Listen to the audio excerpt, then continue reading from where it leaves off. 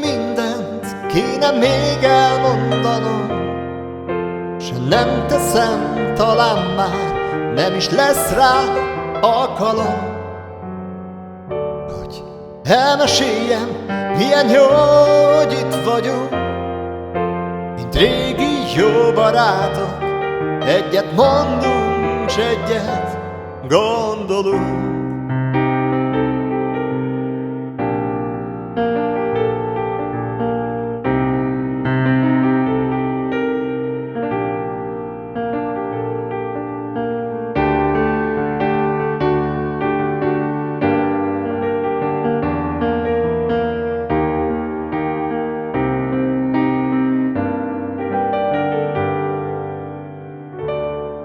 Mint a villám tépte magányos fenyő, mint a vizét vesztett patak, mint az odébb rugott kő, mint fáradt vándor, ki némán enni kér.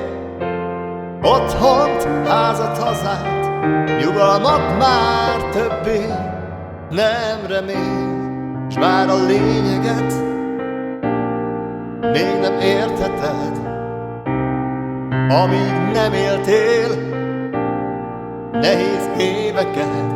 De történjen bármi, amíg élünk s meghalunk, mi egy vérből valók vagyunk.